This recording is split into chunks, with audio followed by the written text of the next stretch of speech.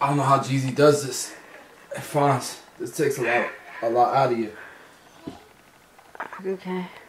So waves, as you can see, are not good for people with weak hairlines. That's why I rock a crop top. Pretty much a crop top in the front, or on the top. I can tell you this. This is 2 brush sessions in. My first brush session ever. Fonz was with me. I shampooed my hair. I brushed my hair for like 15, 20 minutes. Put a do-rag on. Went to sleep. Woke up the next morning. Brushed my hair some more. And that was the results that you guys saw. Not bad for never brushing, for never having waves ever. I think. I feel like I could have been an impact player in the wave game. But the way my wife goes, the way she thinks about it, she wants it off. She doesn't like it, so she's a CEO. This is the last of the waves. Sorry, guys. Let's get started on this tutorial. Alright, so the waves, yeah. I mean, we never got to see it in fruition because I wasn't lined up. I didn't have the blurry taper. The face was scruffy. Who knows the potential?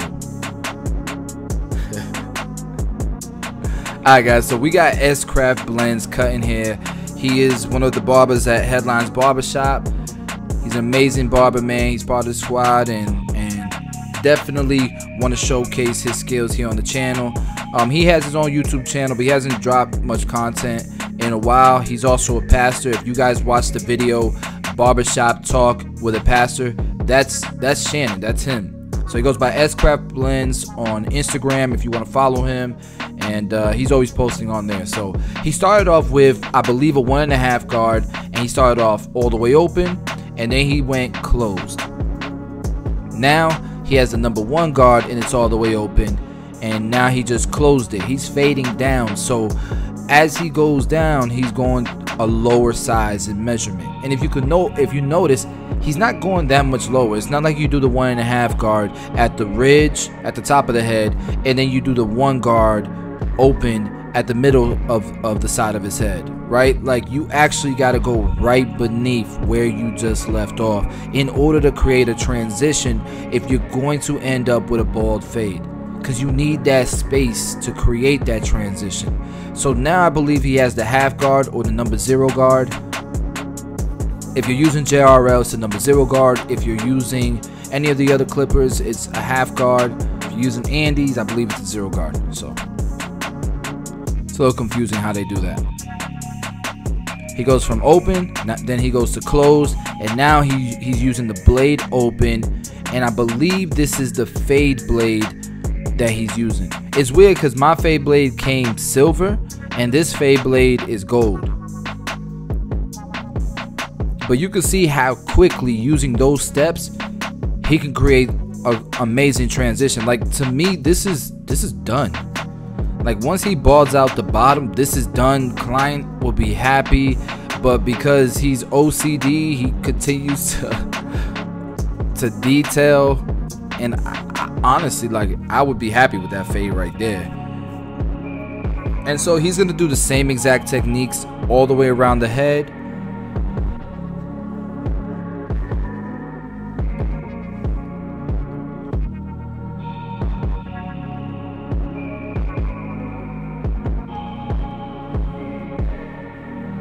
And honestly, the fade blade, man, it gets really close. Like, when I use the JRL, I use the fade blade, and I'll go straight to the shaver. I won't use the trimmer, but you'll see Shannon uses the trimmer.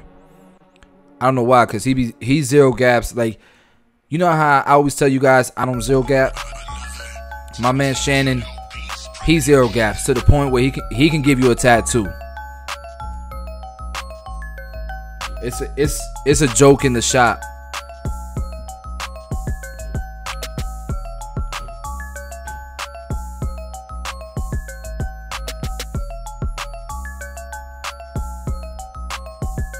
I'm feeling this beat. This beat's kind of dope. Shout out to my cousin Tito.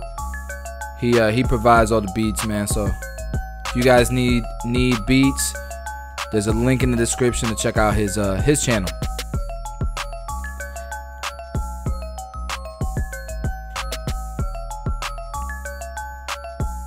Yeah, I don't know, Shannon. I feel like the haircut was done an hour ago.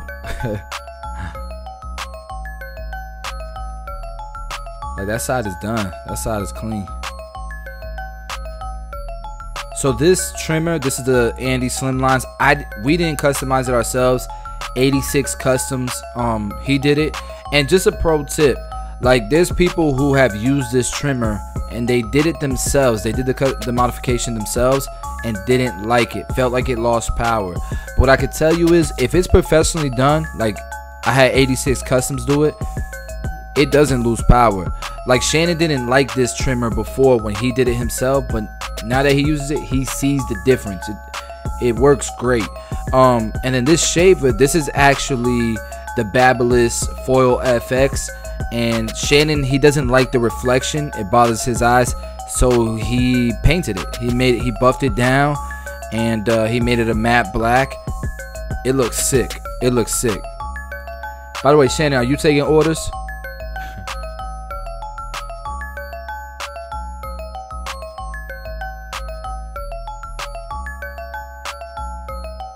And if you guys missed the reaction video on Barber's his comparison of the shavers, his review, all the major shavers he's done a review on, and he did kind of like a battle royale, which one came out on top. Really good review. Check out Barber's channel for that. And all he's doing now is the same steps that he did on the left side, he's doing back here. So he went the 1.5 guard open, then close, then the 1 guard open, then close, then the 0 guard open, then close, and then the blade open, and then close, and then he detailed as needed.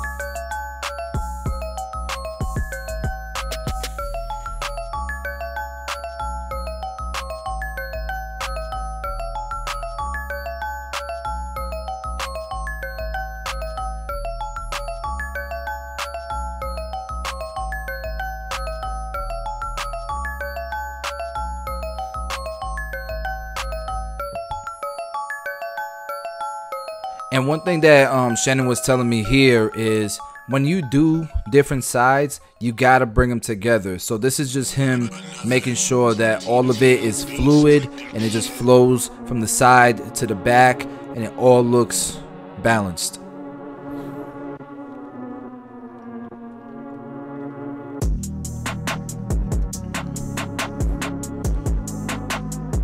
Damn, this beat is hitting. Look, hey, hey, hey. I'm just kidding. Alright, so you guys see he has the 1.5 guard. It was open, now it's closed. And I'm speeding it up because you guys know the steps, right? If you've been paying attention to the first half of this video, then you should be able to follow along what's going on at this speed. So here we have the one open.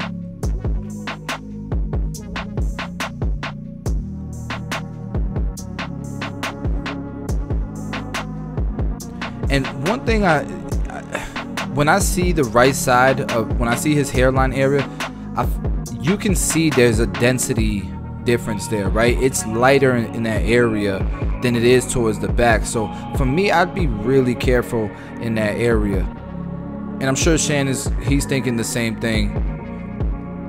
At this point, he's probably closed with his clipper.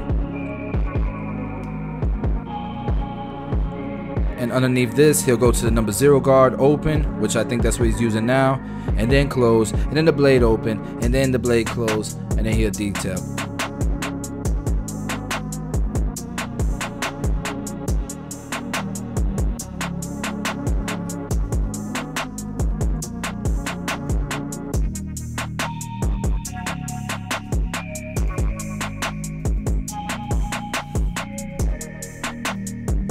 So I had to end up cutting hair.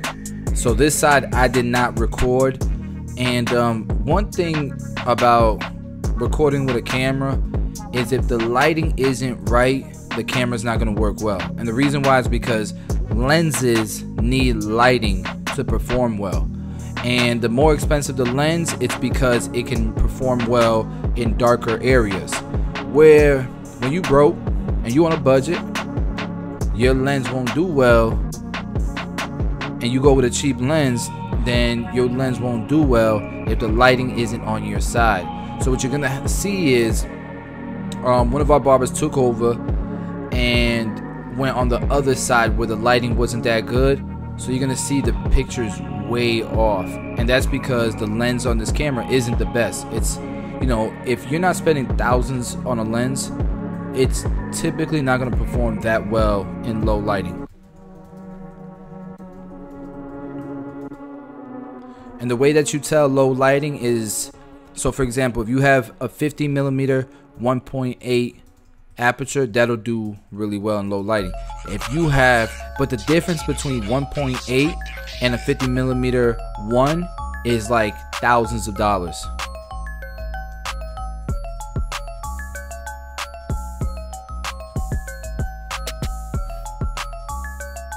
Alright, same thing, following up underneath with the shaver.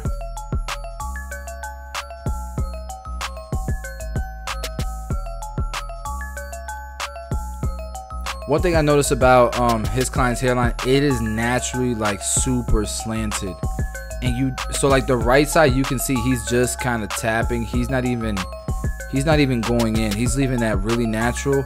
And this left side, it just naturally, his hairline dips, but you don't want to push it back too far either. You know what I mean? So that's a difficult one.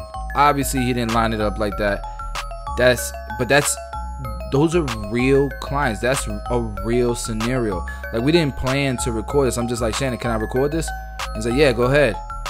So it's, you know, no diss to his client, but he's not the perfect canvas, and I think that's okay, man. I think that's reality. Most of your clients aren't gonna have the perfect hairline, aren't gonna have the best texture of hair. That's just reality, man. So Shannon's over directing everything back and cutting in small sections.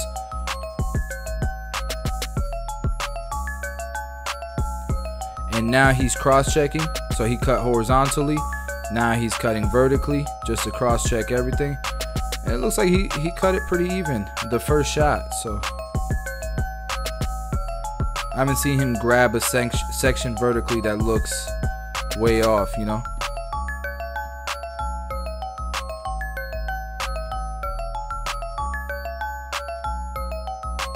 Alright, and now he's texturizing the hair.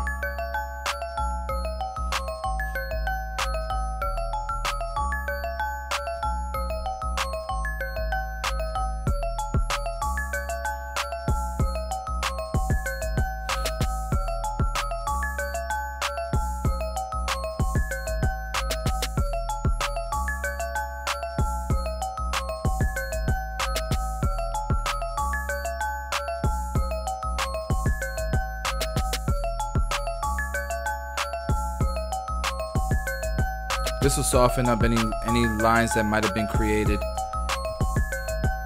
It'll also give some texture because he's going at an angle. It's slanted, so that's going to create more texture than it is as far as softening it.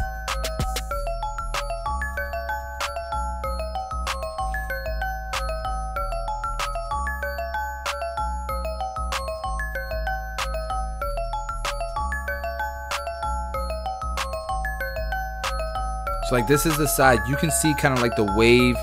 Like, do you guys see like a wave in the picture? That's because that's the lighting. The lighting's off, the settings aren't right on the camera. And this side, the actual ring light is on the other side, so it's not as well lit. So he applied some product. It looked like he used 245 clay. You can see the textures popping now.